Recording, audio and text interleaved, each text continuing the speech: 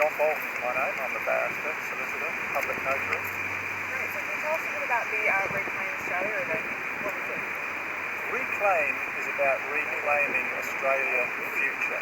It's about reclaiming the way that we develop as a nation so that we remain united. Australia has probably got one of the best track records in the world of uniting people from a wide variety of different nations, different cultures, different ethnic backgrounds, different language bases. And we've done a terrific job in bringing everybody together in a very peaceful melting pot here in Australia. And right now, many people are getting the sense that that harmony is under great threat. And what is that threat? The threat is from Islam. What's your issue with Islam? Well, Islam pretends that it's a religion, and it's not. It's a totalitarian ideology. It is against freedom. It is completely incompatible with Australian constitutional law, Australian civil and criminal law.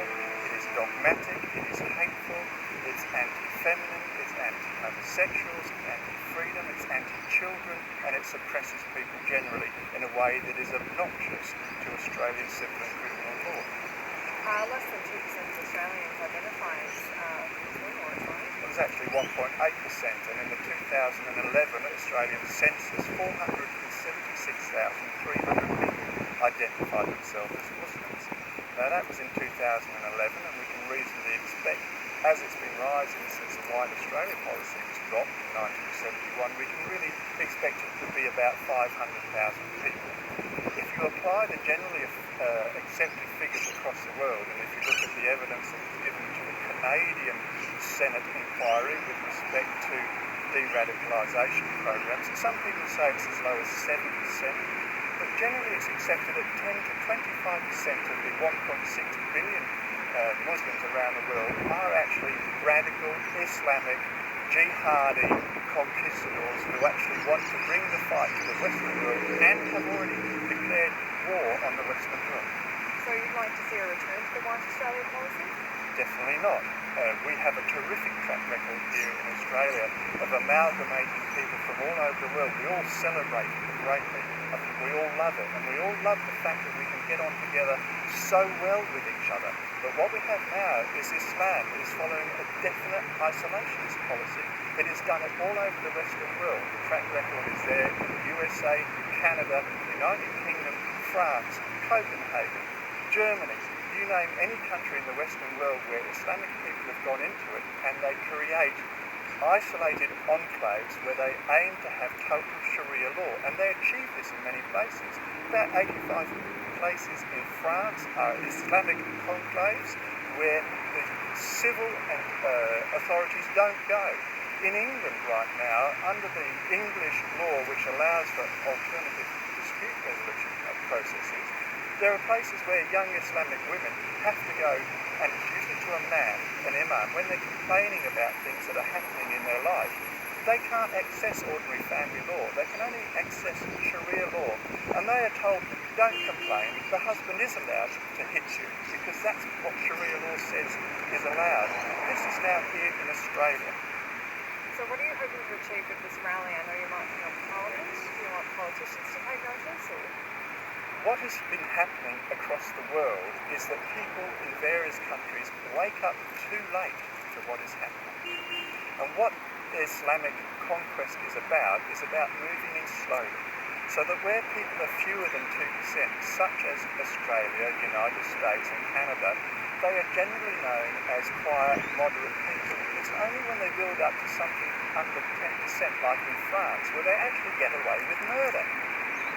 And so we believe we've been alerted early enough here in Australia to actually start pointing out what is going on badly wrong here already. In Melbourne, there are 250 child brides in 24 months.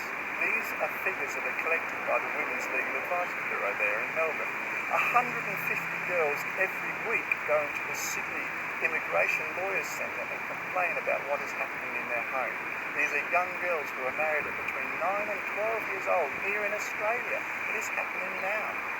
What do you want politicians to do about it? Well, I want them to exercise the current Australian laws. It is against the law to be married when you're 12 years old in Australia. Why is that law not being enforced? It is against the law to be homophobic and profess that all homosexuals should be killed. Why is it that people are saying that that should be the law here in Australia, not being prosecuted? It's against the law here in Australia to be racist in a way that we hear the vituperous vitriol being spoken from the steps of the Mosque of Dikembe towards the Jewish people here in Australia. We're standing up and reclaiming Australia for these people who maybe can't stand up for themselves. I mean, the Jews had a terrible time in Germany during the Second World War, and in fact, the Grand Mufti of Jerusalem visited Adolf Hitler in 1941 and helped put the gloss on the Holocaust system of killing Jews. And now we have it here in Australia, where imams are standing on the steps of the Canberra saying all Jews should be killed. That is wrong. We don't want that here in Australia. We want to reclaim the freedom of all people, Jewish people, homosexual people, young girls, young boys. Young boys are now walking the streets of Melbourne, carrying swords, slashing each other and crying out that they are Hezbollah warriors. They are young boys who have been influenced in some way here in Australia, and we reclaim their right to be children here in Australia and grow up before they're influenced by such ideological hysteria. How can you compare what is happening in Australia today to anything like the Holocaust happening during World War II? This is not me saying this. On the steps of the Lakemba Mosque, it's on the video, it was recorded only in the last month. The Jewish conclaves of rabbis have gone to the New South Wales Racial Discrimination Board and complained about it. It's not me bringing it to Australia, it's the Islamists are screaming it out in Melbourne here in Australia. That's how I say you can compare. That is exactly the same attitude that was in Germany at the time. It's people like us that need to stand up and stop it now before it gets too much persuasive power across the rest of the community. Are you against mosques being built in Australia? Well, that's a loaded question, and I think it infers that mosques are similar to churches, and they are not. Mosques are representative of the ideological totalitarianism that is Islam and Sharia. So mosques have been used since Muhammad built his first mosque in Medina. It was a centre of his government, it was a centre of his war machine. It's where he totalitarianised his whole government, took control of everything, and then suddenly started having his visions of God, so that God was on his side as well. Now that's a great system for a one-man fascist system. And so when you say, am I against building mosques? I'm against building mosques where the totalitarian ideology of Islam is sprouted. Every Friday they start with a prayer meeting that says bring down all kuffars. That we either have to submit to the yoke of Islam or they steamroll us. And if you don't get that by now, then you need to do some research. Well, the majority of Muslims are just regular people who choose to follow a religion. Why shouldn't they be allowed to follow their religion like every other Australian? Well, there's two questions in there. One is the assumption that Islam is a religion, and it is not. It's a totalitarian ideology, as I've explained. Religion is but a small part of it. And I agree with you that we need to make sure that we do not attack ordinary Australians who happen to be of the Muslim faith. There is such a thing as moderate people who follow Islam moderately.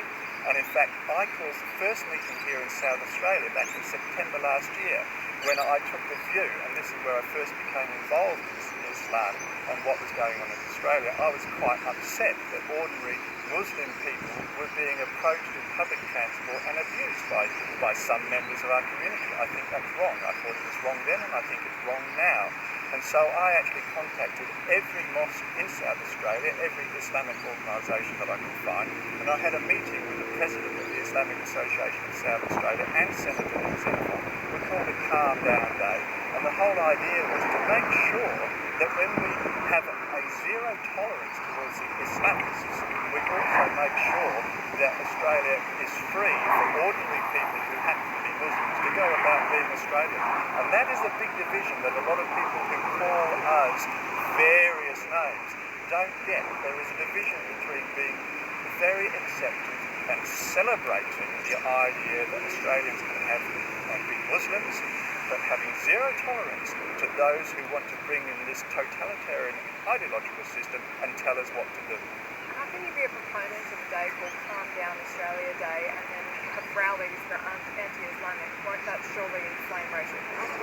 I don't think you're understanding the differentiation that I'm making. There are 500,000 people here in Australia who very happily get on as being Australian and Muslims. It's a small percentage of them. I think it's a smaller end, I'd say 10% or fewer, who are actually Islamists. They're the ones that are doing the damage.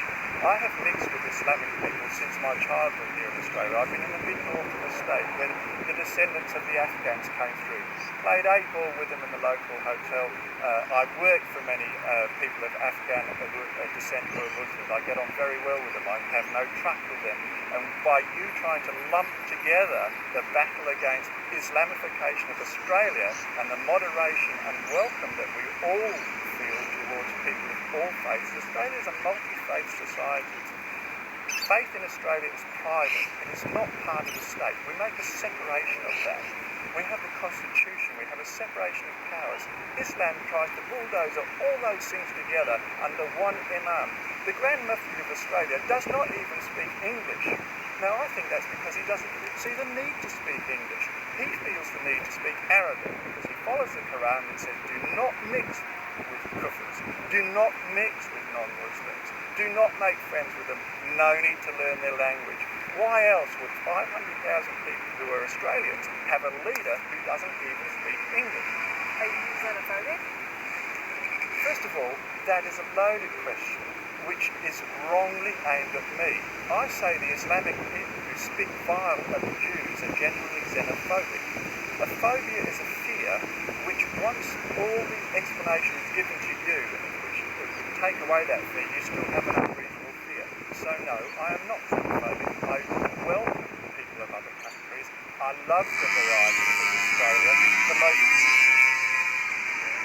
The most xenophobic person I have ever heard speak is on the steps of the mosque at Lakemba. He's xenophobic and homophobic. They say, throw all homosexuals off buildings and kill them. I'm not homophobic. I have no love of homosexuals and I have no hate of homosexuals. They're just ordinary people who are Australians. I nothing them. It's the same with Muslim people. I nothing them. They are here. They're part of Australia. It's great. So I absolutely think you're using the wrong word xenophobia, especially towards me. Do you hate Muslims? I don't know what part of what I'm saying you're not listening to. I've talked about Muslims being 500,000 in Australia, and 90% of them don't like going to a mosque where they get recruited every Friday for Islamicism. If you look at the evidence that was given to the Canadian Joint Senate Committee by Tariq Fatah, he's a 65-year-old Muslim who clearly loves and appreciates his faith. He says that he went to Canada to escape the tyranny of Islam. I believe that's what many Australian Muslims have come to Australia for, to escape that tyranny. And now they find it being thrust down their throat. So no, I don't hate the Muslims, and I find that an offensive question. Well, a lot of people are going to say that a rally like this is going to shine a light on Muslims, make them feel isolated, and it's going to make them feel persecuted. Well, I do hope that you, when you cut this interview, you make sure that every part of what I say has been punctuated by the fact that Reclaim Australia stands for a unified Australia, and that includes all people, multi-faiths, including Muslims who come here and want to be Australian and want to be part of Australia. They are welcome. We celebrate that. I would welcome them at the rally, because if they are truly Australian and they truly follow the Australian Constitution, our civil and criminal law, and be Muslim as well, then they are completely welcome, and they do not need my permission nor your permission to practice their faith. The Islamists, on the other hand, and this is where you need to separate the difference, and this is where ordinary members of the public need the press to explain to them there is a difference between a total acceptance of all Australians of every faith and a zero-tolerance policy towards Islamists who want to have underage marriages in Australia, who want to kill homosexuals, who want to have women's vote be only worth half, who want to have female genital mutilation, who want to have their wife being bashed and to have no recourse to ordinary civil law. I don't know where Penny Wong is. Where is she? Why is she not standing up? Where is Senator Hanson Young? Where is Natasha Stott-Despoja? Islam is the biggest threat to female rights in Australia that has been seen ever. There are plenty of people posing threats to female rights who are white Christian men, who are atheists. Why are you focusing on Islam in particular? Does that mean you are accepting that Islam is a big threat to female rights? Why is that? When I've just explained to you that 250 girl brides get married in Melbourne, 150 girls a week go into the women's immigration legal advisors.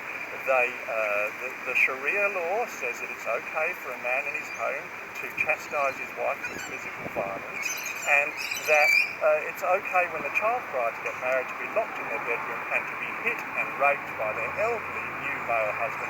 Why is it you don't accept that's a threat to female rights in Australia? I don't get it. Just asking a question. Just want to...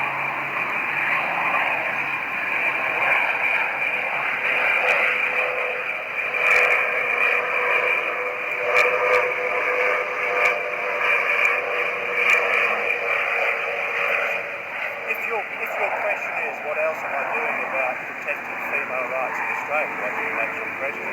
My question was that if that is true, it is also true of other sections of the community. So why are you targeting people who follow the Muslim faith? Well, you make the assumption that's the only people I'm targeting. I've been working on women's rights for the last 40 years. That's what your Facebook group says. Well, you've asked me what I'm doing. I made a submission to the Prime Minister's new federalisation in which Miss Batty is the head, pointing out what I thought was a new method of tackling domestic violence here in Australia. I've made submissions to the various state and federal members with respect to that. I picked up a girl here when I was 21 years old. I picked up a girl, actually it's in that park over there, I picked a girl up from the public toilet over there who had been raped. I was 21 years old and I had to deal with that. I've been on the side of women who've been oppressed in Australia for 40 years, so please don't accuse me of targeting only one group in the community. I've been working on this for a long time. I've made submissions with respect to amendments to the rape law to ensure that second-time offenders can never escape by pretending that they didn't think that the girl was consenting. I've made submissions to the Child Protection Royal Commission that's going on here in South Australia already. So when you accuse me of targeting only one section of the community, you are wrong.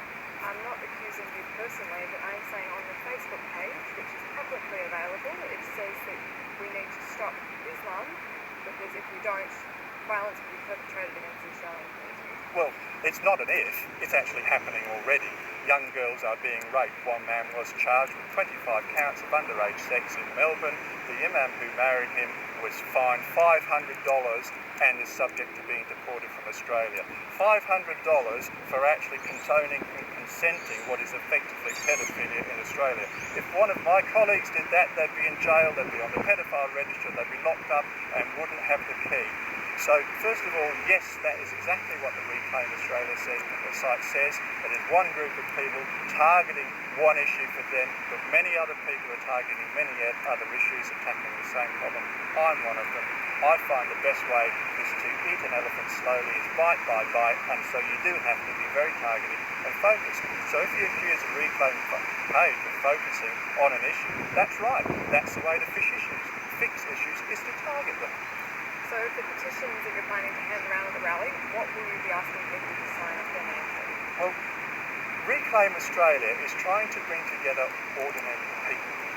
It's trying to put pressure on the politicians to say that ordinary people are recognising what is going on here in Australia is the same thing that goes on in every other country where Muslims are only 1.8% of the population. Right now in Canada, they are having these same issues of de-radicalisation programs, not going too well, I might add, because they're generally hijacked by the Islamic immoderates to get the funding in order to promote Islam instead of targeting ordinary Muslims who we all want to protect. Tarak Fatah gave evidence there, and he says don't target the mosques if you want to de-radicalise people. Target ordinary Muslims. Go to the barbecue at the school centre. Speak to the parents and teachers who are Muslims there. Ask them how they will de-radicalise people. Don't fund mosques so they can build greater edifices towards Islam. So, but with these petitions, when you ask people to come to the rally, what are you asking them to sign? We're asking them to sign their name to a learning educational process which is designed to target the various things which are the basis of Islam, which is what's being fought. Muslims in Australia are not being targeted. Islam is being targeted. So are you expecting a big turnout in this rally? Well, first of all, the turnout is expected to be in every capital city in Australia and also major towns. I'm supporting Reclaim Australia. I'm not an organiser. I hear that upwards of 1,000 people are expected here in Adelaide, and it could well be more. One meeting that I went to out at Salisbury, I was informed later on that some people who supported it were too afraid to go because they expected to be targeted by radical Islamists who would disrupt the meeting. And so I expect that a lot of people who might actually support Reclaim won't come because they're afraid. You see, it's Islamists who use violence and threats of death. Jackie Lambie's already received a letter for even daring to speak out against halal. That's how they work. I promote working within the Australian law. Everything that we do will be legal. Everything we do will be within the bounds of the Constitution of Australia and civil law. There'll be no threats of death to anybody. There'll be no threats of violence to anybody. What we say is you're welcome here in Australia provided you comply with the law. But in 2014, the Australian Joint Senate Committee actually received, and this was into immigration, but it was basically overloaded with submissions with respect to Islam. And Islamic people were going there, the imams were going along and saying, well, we can have Sharia law in Australia as well as Australian law, provided that Sharia law takes precedence where they clash. This is the sort of evidence that's going on, and they enforce it with violence. So you want these Islamists deported? Pardon? You want them deported? Is that what you want? Well, there are a number of Islamists who actually are Australian, but what we say is the laws of Australia should be enforced. So when they stand up and they spout their bile and vitriol with respect to homosexuals or gays in Australia, and I had one the other day on TV who was calling Australians bunnies, dumbwits, because that's how he has been taught to think of Australia because he's a Sharialist. So people need to comply with the Australian law, and people that do are welcome. That's all my questions. Do you have anything you wanted to add? I would like you to please emphasise that this is about unity for the future. What the Islamists are doing are driving apart Muslims who have lived peacefully in Australia since settlement. They're driving them apart from us in order to create a pool for them to radicalise and to Islamicise and to support what's going on overseas. And when they build up in numbers, they will do worse damage here than they're doing right now. What we are doing as a community is recognising what they're doing, and we are the resistance to it. We say Muslim people who are moderate are just ordinary Muslims. They've been happy here for several hundred years along with the rest of us. It's these conquistadors that are here now stirring up the pot and preventing unity for the future. I'm just going to get a couple of shots from you guys, wider shots, so you can see your hands moving, some cutaway shots. There's nothing really sound this bit, but you just talk about anything. Something where I like the way you're gesturing, I feel it's anything like that. I was on your face, I was like, I'm seeing all this great hand action. Yeah, you probably, maybe don't worry about the notes. It's better if you don't have the notes. Yeah, I'm just trying to think what I can say. How did you first get involved with Reclaim Australia? I became involved in Reclaim Australia over a slow process. I have been engaging with different groups that are voicing a similar message, and I've been very careful not to get involved with people who might look like neo-fascists, for instance. I think that sends the wrong message. There is a very strong, proper message to be sent about the dangers of Islam, and it must be presented in a reasonable and logical way. The argument is irrefutable that Islam is is not a religion, it's an ideology. It's a totalitarian ideology. It was set up by a 50-year-old man who set it up to justify his own conquests of his neighbours and his country. He was actually a robber who first made his wealth by robbing other people's trading caravans. And so it is not a religion in the same sense as Roman Catholicism or Judaism, which now happily accepts the separation of faith from the state. That's not what Islam does. Islam says the state should be controlled by a belief in the supernatural as guided by Muhammad, who was a medieval warlord. It's ridiculous to think that that's suitable for Australia and the freedoms that we hold so dear here in 2015. Who can refute such an argument? And yet they stand there and they want to bring it on, and they want to bring it on by violence. And this is why I'm very sympathetic to ordinary moderate Muslims, because I think they are far more fearful of these people than I am. Ordinary Muslims, if they stand up against the ideologies, all of a sudden they don't get invited to weddings or funerals or anything else that goes on in their place of worship. They find themselves ostracised from the community. So when people say we would like to hear more from moderate Muslims standing up and saying these Islamists don't represent us, I say it's unfair to ask them to do that because they're too frightened. The social consequences alone are enough to ostracise them. So why would they put themselves in that place? Look at me, I'm the only one here in South Australia who's saying these things. I will probably be threatened. But freedom is something that every generation has to fight for. And that's why when we say we're reclaiming Australia and Australia's future and its freedoms, we have a duty to hand down to our children the freedoms that our fathers fought for. Can you do that thing where you were counting through a few things with your hands? Sorry to get specific, but I really like that. Tell me what it was. Anything where you count. I just want to see your hands, really. 1 potato, 2 potatoes, 3 potatoes. Tell me what you're doing this weekend. That's fine. I can't see your face. I'm just seeing your hands. Sorry, I'm trying to think of something because the hand gestures are a part of the thought process. They're not an invented sort of thing. It's a method of expression. So, Tell me about the child life. okay.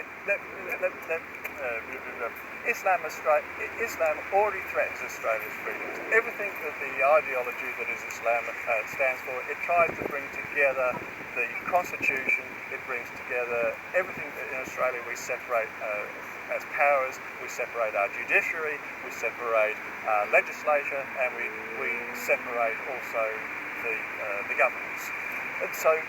And we separate religion from those things as well. So Islam is a totalitarian system that brings all those things together with one person at its head. With one person as its head. I don't know what you get that doesn't make that worse for Australia than the semi-crippled democracy that we struggle along with. But when people criticise our democracy, show us a better system. We vote for our leaders, we can change our laws, we can vote for parliamentarians who will change our laws. You can't vote to change Sharia. Once it's in, it's in. There are now... Are you in this already? All right, great. Well, She's hating me. Yeah. She's hating me. No, it's perfect. No, it's all good. Really cold. Yeah. See, you did do the gaffer tape thing. I feel kind of left out. Yeah. I see you're joking. No, It's it's cold, marker. Great. Well, thank you. It is an important message, and I have distanced myself from people who present as old age cynics, because that is a free kick and it trivialises the argument. The argument is a strong one. I say it's irrefutable. The only thing that can refute it is people who have faith, and that's not an argument. I understand what you're talking No, I would use it because a lot of the press do tend to take the view. I strongly object to I'm a surgeon. I go to primary doctors. And have fun when that brawl eventually does break out. Don't do the thriller. Never. Just drop down and go into an open garden. Right. Thank you. When might this be aired? about. We'll let you know. I have no idea. Probably make Yeah, you Alright, should. Nice to meet you. okay. Nice to meet you. Will it be before the 4th of April? See John's. No idea when it will be aired. Oh, I don't have a clue. No. Yeah, sorry. Pippa will give you a ring and let you know. Okay, Because well, we Pippa will ring want us. you to tell people to watch, so. Yeah. Thanks, guys. All right, see ya. I have places to be, so do you want to jump in? Yes.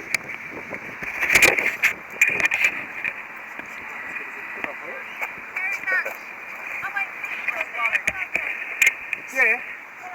No debrief then. If you want to go back to that pub, if you want.